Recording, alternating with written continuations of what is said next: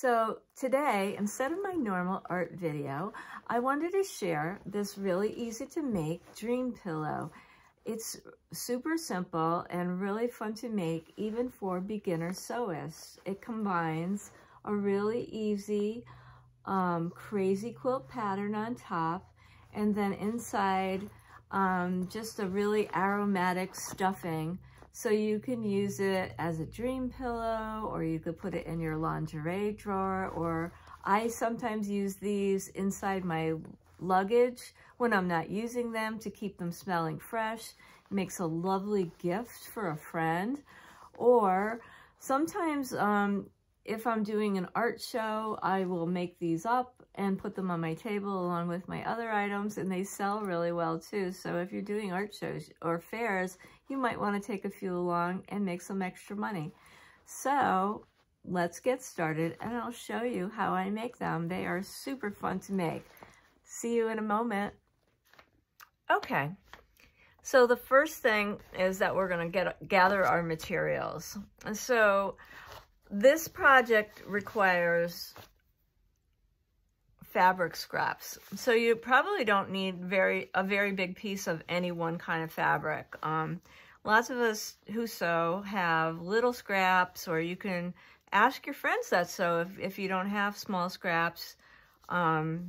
Just a selection of patterns you like for sewing up the quilt top of this. And we're not really going to do too much sewing, as a matter of fact, because we're going to be using fusible interfacing, which makes this project super easy. I'm going to put these aside, and then I'm going to show you these organza bags are what we make the top of the pillow out of. So this whole project, the whole top of this project is made out of an organza bag. And these are really inexpensive, and you can get them from various sources. And I'm going to link in the description box below where I got, you know, a whole pile of these. I think I got 50 of them for $14.95 on Amazon. Just a variety of beautiful colors. They're essentially see-through, and they came in really handy for this project. And since I make these with students, and I also make them as gifts and to sell sometimes, they're, you know, just really reasonably priced. So you're going to want to have some straight sewing pins, a good sewing scissor, either a small one or a larger one if you have it, and then your favorite essential oil. I'm using lavender today because it's a really nice scent for a dream pillow. If you have access to actual herbs like lavender or mugwort, those are traditionally used in a dream pillow, and you might want to try those. But any scent that you really like, or fresh herbs that you really like, or essential oils that you really like, you can use inside your dream pillow.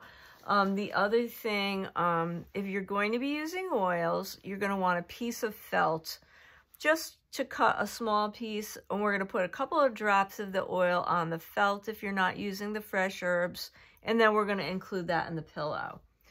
Okay. So what we're going to do is we're going to take a piece of fusible interfacing, and it's going to be cut to just slightly smaller than the organza bag. And then you're going to lie it shiny side up, and then you're going to begin to cut your fabric scraps to fit on top of your piece. You also are going to need a piece of fabric that's slightly larger than your organza bag for the backing. So you're going to be lying all your pieces on top of that, and then you're going to want to try to see if you have just one piece. Like, for instance, I have this color blue, which I think is really nice. And maybe I would switch over to this blue organza and cut a blue one. Or if I wanted to do a contrasting one, I could get a different color for the top. I very often mix up the colors. So I could cut this slightly larger, so I have lots of room for a seam.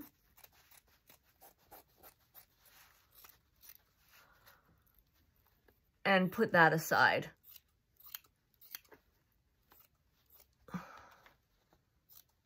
Right now I'm not doing any measuring, no difficult measuring in this project, I promise you.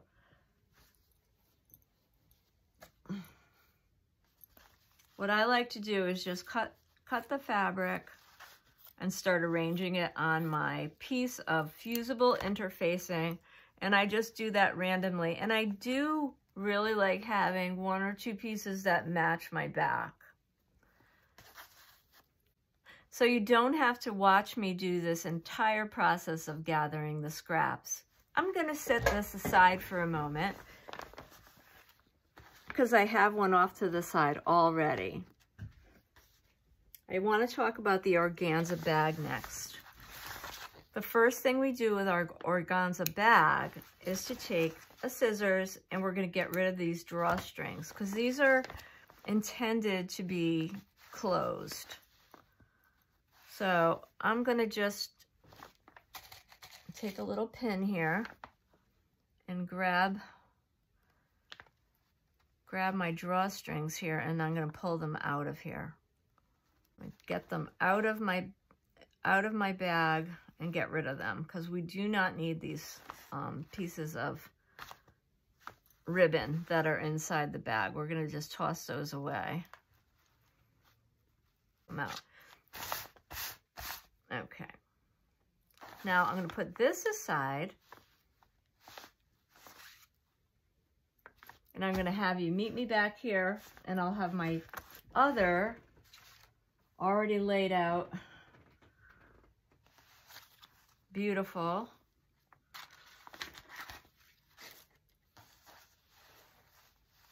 piece that I've already set up. And then we'll go to the next step. Okay, so these pieces here are sitting on a piece of the fusible interface, and they've all been cut out, but nothing has been attached. So I've got my trusty iron off to the side, set on steam.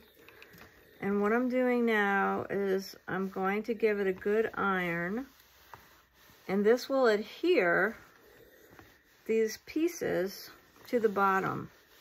So they're not going to move once I do this.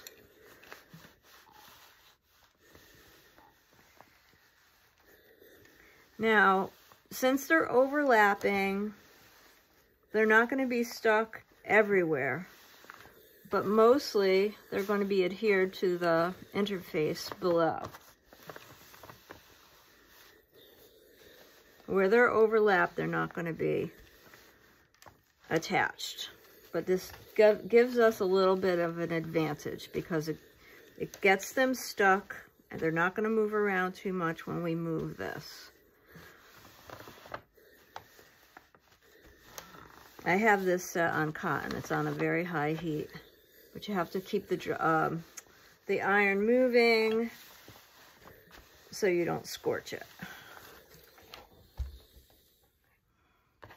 Okay, so I had a piece of fabric that I really thought was cute, and it had these peacocks, which I thought were adorable, and I wanted to include them someplace, so I decided to add them here on top. And now these are not going to be attached in any way, so I'm going to have to quilt them on.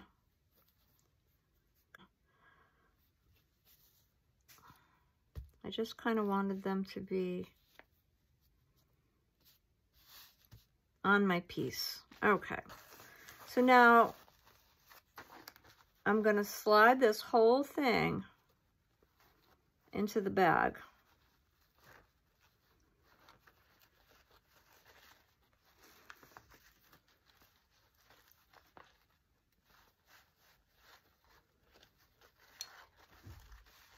And it should go in. You just have to be a little careful, but it should go right in, and nothing should move around too much. I'm gonna probably have to fuss with my birds a minute once they're in, but it's okay. It's better than having to try to move everything around inside the bag. So the whole thing should go right in, no problem. No fuss, no muss. So now all of our quilt pieces are in there, and we have this lovely sheen because we have the organza over it. And now I'm just going to make sure that my bag is nice and flat and everything's happy in there, because these bags can get a little bit wrinkled.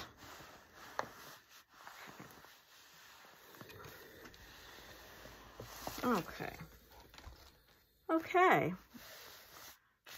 Now I have this lovely piece of yellow fabric here that's cut just a little bit larger than the back.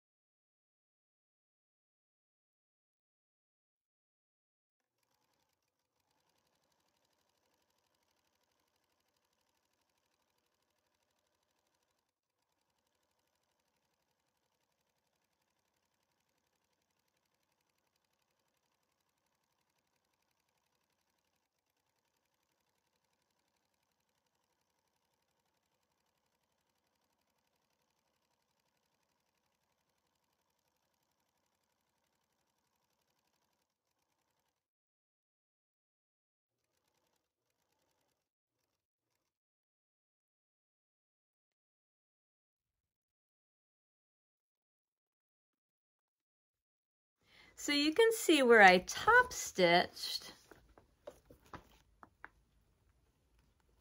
I didn't have to lower the feed dogs or anything. I just kind of went around and top stitched it.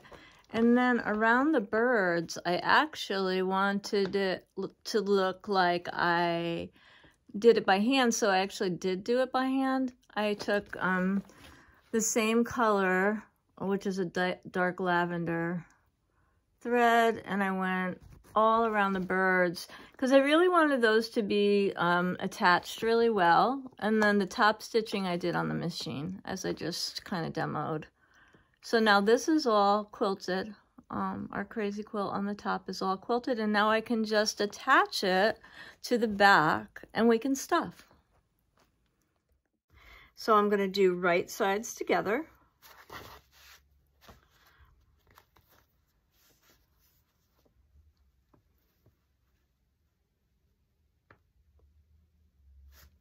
Like this. And you can see these bags are not exactly precise. You know, they're just a little wonky. So,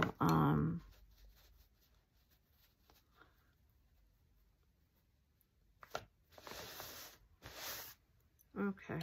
So I'm going to put a few pins on this. I'm going to pin it in place so we really know where those edges are. And after it comes off the sewing machine, we will, after it comes off the sewing machine, we're going to trim the excess fabric. Okay.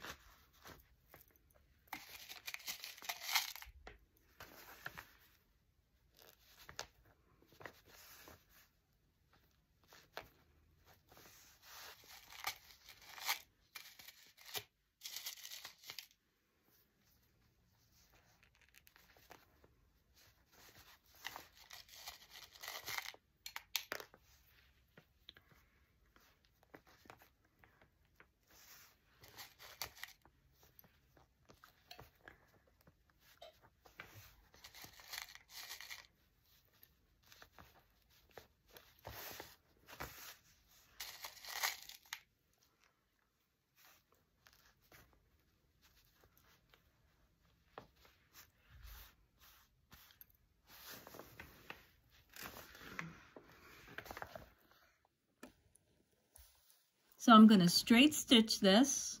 I'm going to not run over my pins. I'm going to pull them out as I go. And I'm going to straight stitch and back up in the beginning so I lock my stitch.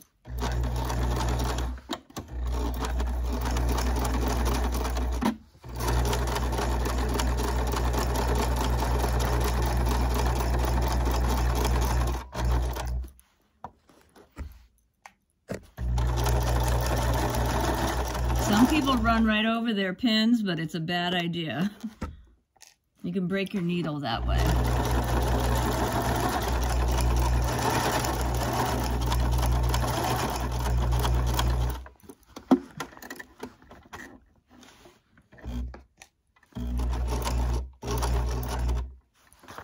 When I get to the corner, I leave the needle down and I turn my piece.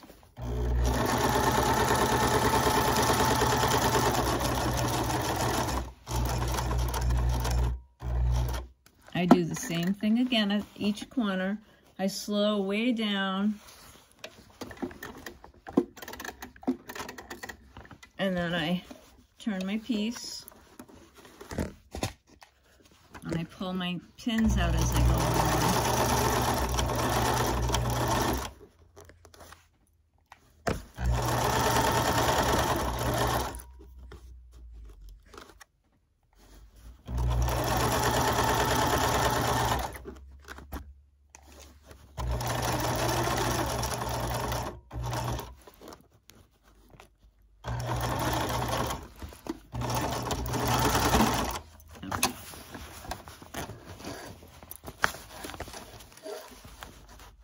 Cut my thread.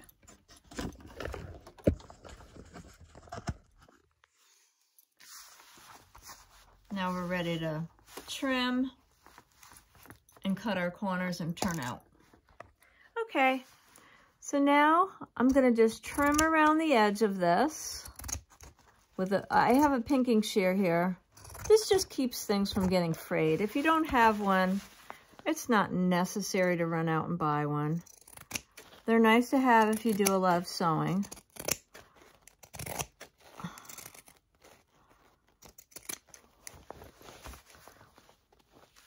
But not a necessary purchase.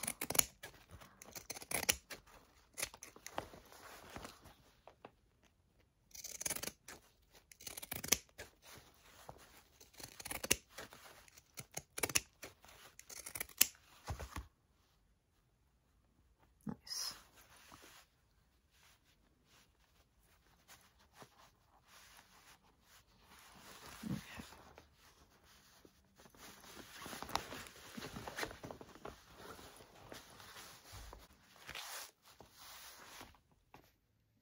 Okay, so now we're ready to just snip off the extra threads, turn it over, make sure we did a good job here. I sometimes like to just cut into the corners just a little bit. That helps turn it out a little easier.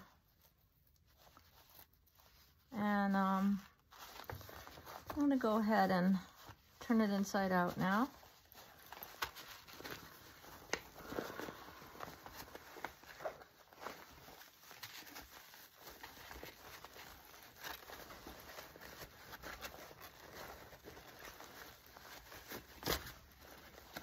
Okay, let's see. It's going to be looking good. This one has a different, is going to be a little bit different than the other pillow. The other pillow, I lay all the elements on top of each other and sewed on top of them, and then I cut around. Rather than turning it inside out, I made it kind of just layered it up on top of itself. Then I sewed and cut around with the pinking shear, and it gave kind of a self ruffle. And I'm going to show you what I'm talking about in just a moment. I'll grab it. This came out nice. So this is a very finished looking edge, where the other one is kind of more, it's more of a boho look on this one. Oop. I'm picking up threads here. And you can see what I mean. I layered all the fabrics with the organza bag and my fabric on top of itself. And then I made the backing larger than I needed it to be. And then I finished it after I sewed it all around. I finished it by cutting around the edges with a pinking shear, and it gave it kind of a little ruffled edge. And then as an embellishment, I've started on this one to add some beads, which I can show you at the end of the video how I do that. It's really simple. It's also a beginner beading on fabric project. I'll show you that at the end. Okay, so now this bag has been turned into a pillowcase, and we're going to go ahead and stuff. So now we have our pillowcase all ready to be stuffed. I'm going to be using the polyester fiber. I use this silky soft kind, but you can get any type. The other thing we're going to do, because it's the winter here and I don't have fresh herbs or freshly dried herbs, I'm just going to cut a small piece of felt. And I'm going to use essential oil. Now, if you have dried herbs, those are perfectly fine. You don't have to use essential oil. I'm going to put a few drops of lavender oil onto the felt pad here. And that's enough because it's a, it's a strong scent. And what I like to do with this is I like to just keep it, I like to fold it a little bit and just put it about halfway through. I'll stick that in. When I turned this out, because I clipped the corners, I got pretty nice corners. You could always go into the corners with either a, sometimes I'll use the end of a paintbrush or a chopstick if you have a chopstick, just to push them out and so that they look nicer. That's not necessary. You can do that if you'd like. But really want to make sure that those come out nicely. And then you just start stuffing. Now, I go a little at a time because you don't want pockets that aren't stuffed. So there is a way to do it, and I really like to get into the corners first, because it's very important to get the corners stuffed well. Okay. Once the corners are stuffed to your liking, you can really just start filling. And it's up to you how much stuffing you want in your pillow.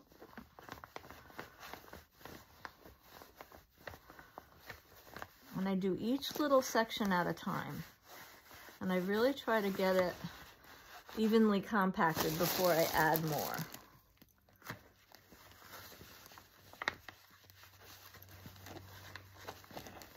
When I get it to about halfway full, I like to stuff the little piece of felt about halfway in, and I put it right in the middle of the stuffing. and then I just keep going.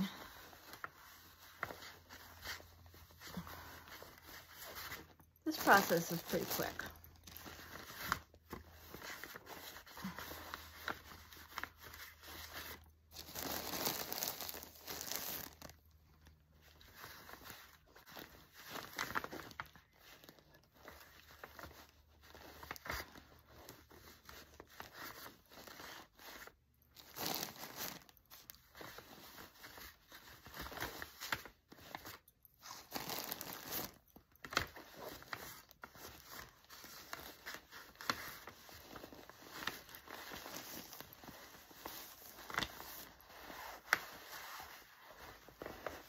At this point, you want to look to see if you have any places that look like they have a dent or an empty space and try to fill them.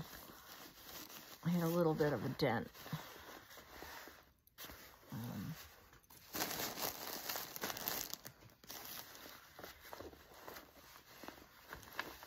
You'll see what I mean when you start stuffing. You'll notice that certain areas won't be as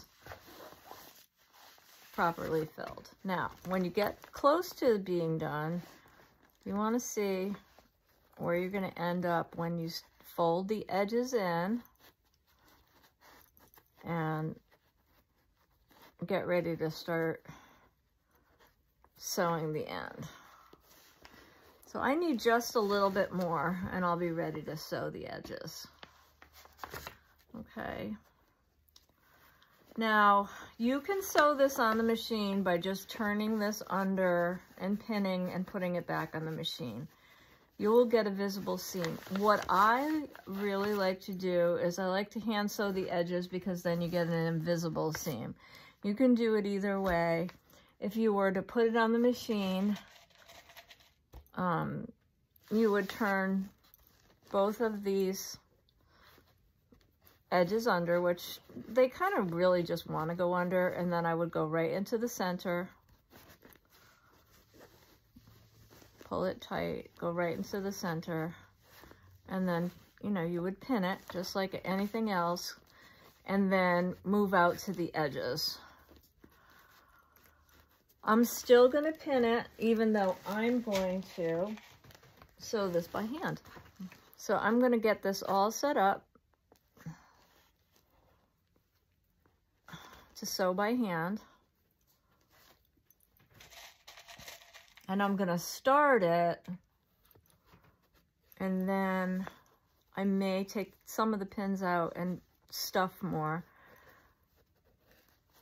But I'm going to do an invisible stitch, which is called a ladder stitch, which I will show in the next clip.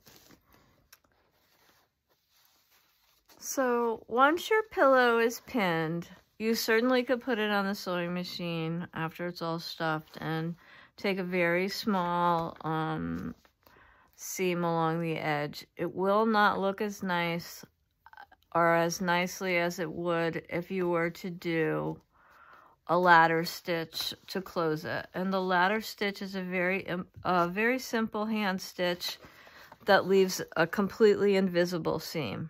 And so I'm just going to do, and you could look this up on Google or on Pinterest probably, and there'll be a really great video to show you how to do it. But I'm going to do my best job here to show you how I do them. So taking a small stitch from either side of the inside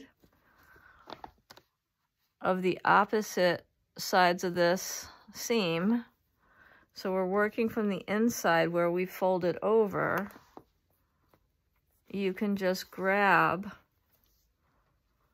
on each side and just slowly work your way across here. Now, it's not really hard to do this, and it leaves a completely invisible seam. You'll see. You take one stitch on one side, and then you take another stitch on this side. And it just helps you work your way down. When I get about halfway through, I like to throw a little bit more stuffing in just to make sure my corners are stuffed nice and tight. And you could see it's already starting to close here with no seam. I'm gonna go across, take a stitch. This is a ladder stitch.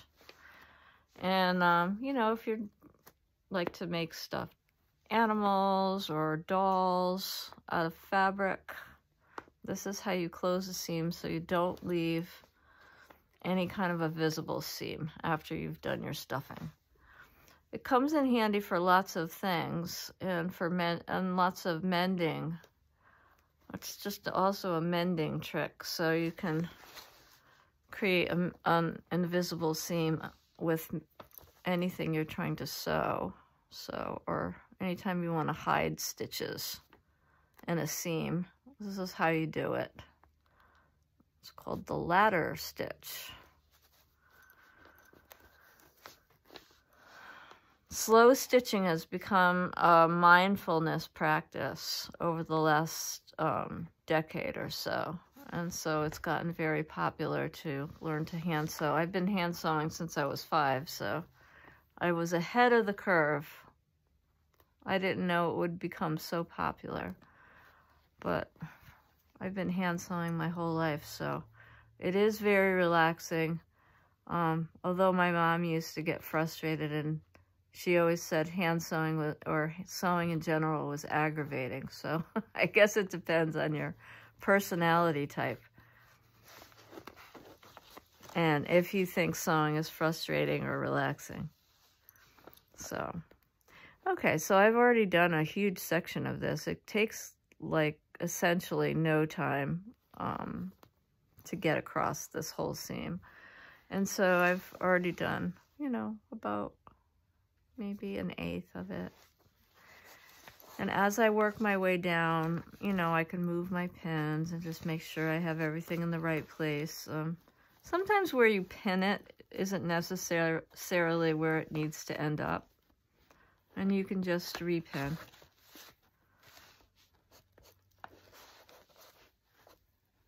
And like I said, I will probably go about halfway, and then I'll put a little bit more stuffing in. But that's how we do the ladder stitch. Okay.